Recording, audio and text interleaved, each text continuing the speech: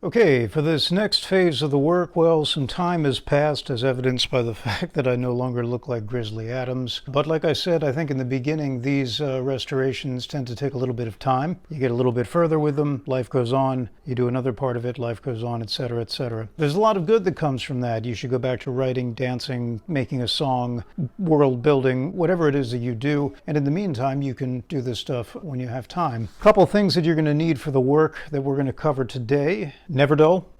See that?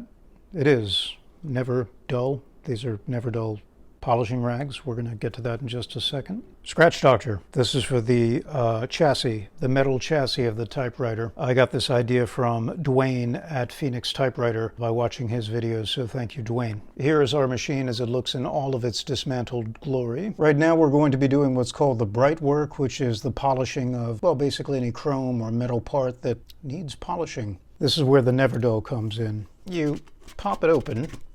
You can see that these are like gauze wraps in here. Take it from me, they are fragrant. I suggest having some kind of a bag or receptacle where you can put the used wipes into. Keep that on your table. What we're going to end up doing here, move the carriage over so that you can get at the segment, the hammers, the type hammers of the segment. Grab a piece of, just like a hank of it. See that?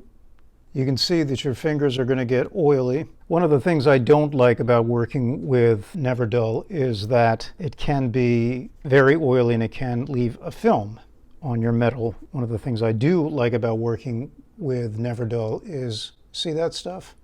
That's all coming off of these type bars. So they're going to look shinier probably than when they were new. It's a tedious process. You have to pick each type hammer out one at a time. Every type bar, you have to wipe it front and back. Importantly, you also have to make sure that no little fibers peel off of your wipe and go down into the segment, which is this comb right here.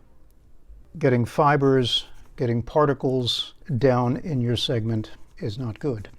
4 out of 5 typewriter hobbyists who restore typewriters recommend never dull wipes to their patients who chew wipes. There's no reason to skimp on anything that you think is going to be helped by doing this kind of work, by using the never dull. Just get in there and scrub around. You can see all this stuff that's coming off. That was just crud on your typewriter. Years and years of accumulated crud. And so the more you can get off now, the better your typewriter is going to look. Now would be a good time to do the platen spool. Same thing, just take the wipe, really give it a good polish there. There, that looks much better, I think. Like I said, there is a little bit of a sheen, an oily sheen that comes off of these wipes. So when you're finished with anything with a never dull wipe, if you can, I would take just an ordinary cotton rag, an old rag that you have, and then give it a good wipe down. And you'll find that a lot of really, really cruddy stuff comes off, and the film comes off as well. And that looks pretty good, right? Not that anybody's going to notice. This is going to be on the inside of the platen, but while we're here, it's always nice to get off layers of gunk. Same thing can be said for this. This was the ruler. Never dull works really well on that too. Be very, very careful, however. When you get around decals, you don't want to use anything chemically treated on decals. That goes also for your methylated spirits, your denatured alcohol, or anything else you're using. Be very, very careful about that because you could literally just go right through a decal. You'll just melt it right off the back. And if you really like the decals on your machine, well, that's not good. That's a nice shiny ruler. That's looking pretty good. Finished with one wipe, you just toss it away, grab another hank of it, and go right back at it. You can also use your never dull wipes on something like this paper pan, anything bright and shiny. I'm not sure if you can see this on the camera, but I can personally attest that, oh yeah, look at that, that's coming up with a whole bunch of crud.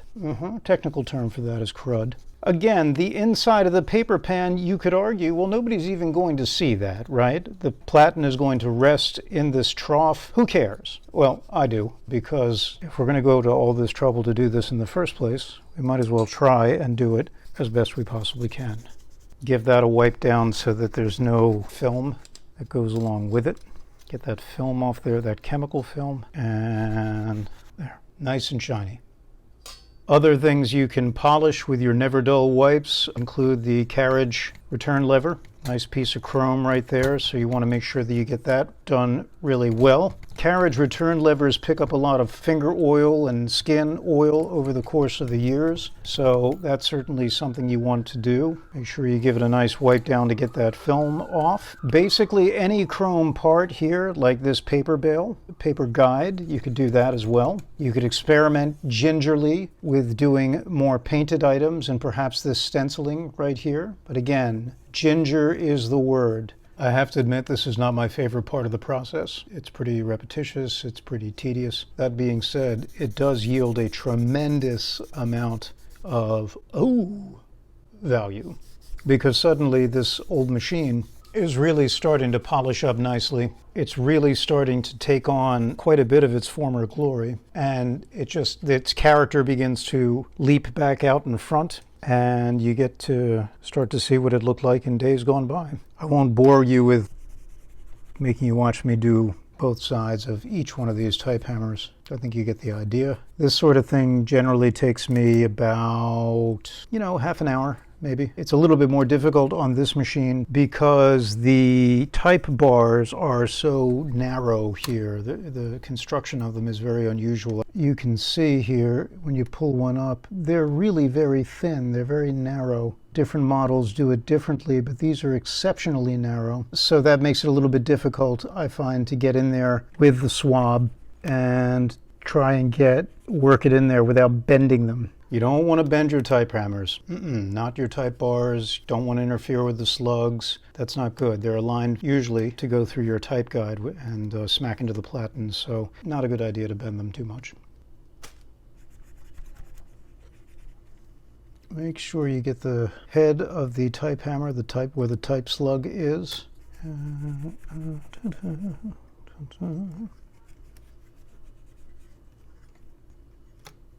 It's going to be a dirty job, but somebody's got to do it, right? Again, all of this stuff is on your typewriter. You want to get it off of your typewriter so that it's nice and clean for you to work with. You can also use your never dull wipes on the back margin and tab setting racks back here. It works really well on that. Again, if any fiber pops off, you want to catch that pretty quickly and grab it. The chassis of the typewriter right now is being held up by just these blocks that I had lying around from when my son was young enough to play with them. It's a very, very good idea to get your machine off of its works. I've used wooden blocks before. I've used those styrofoam or foam yoga blocks that people use when they're practicing yoga. Anything that allows you to move the typewriter around and position it in different ways if you're laying it on its side and so forth, and you don't want to crush the carriage lever or anything like that.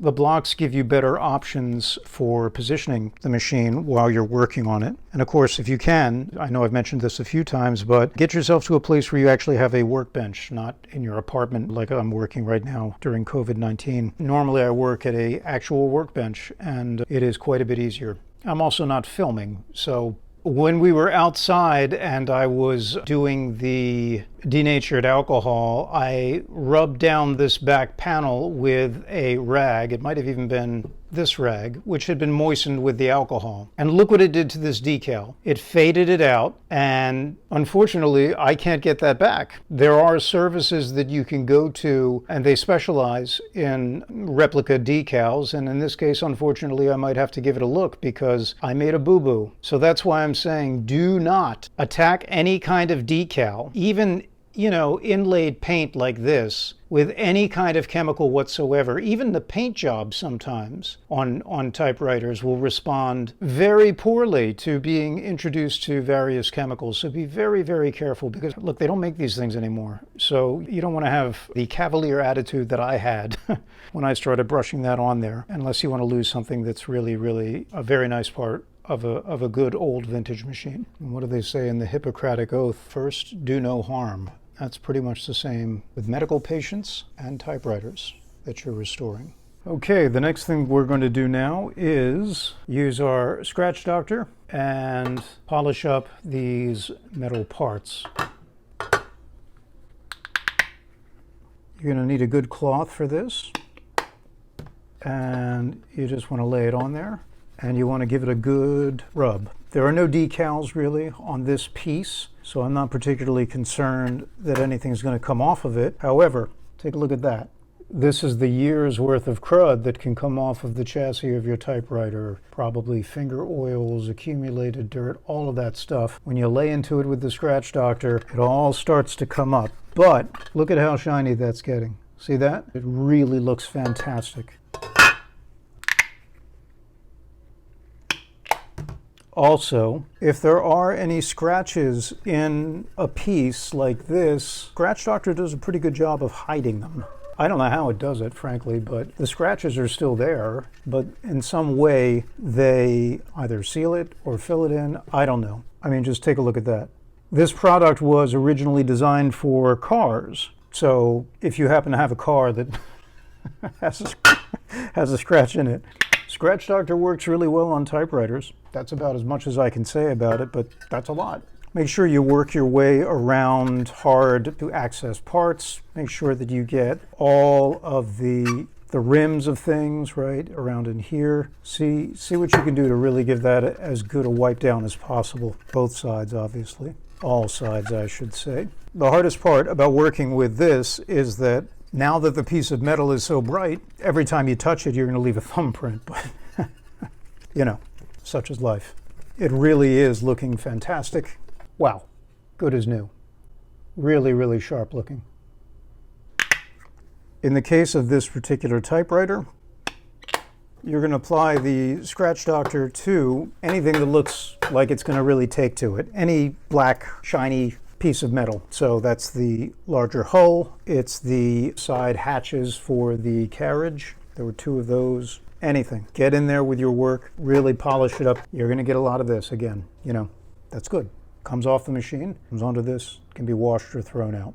Here we come to this Model 1 decal. It's not really a decal. Decals are a little bit different. This is either painted on or embossed somehow. I'm just going to give it a very gentle wipe. That's it. That's really all I'm going to do for that. Again, I'd rather do that and give it a little bit less of a polish this way than risk losing that iconic Model 1.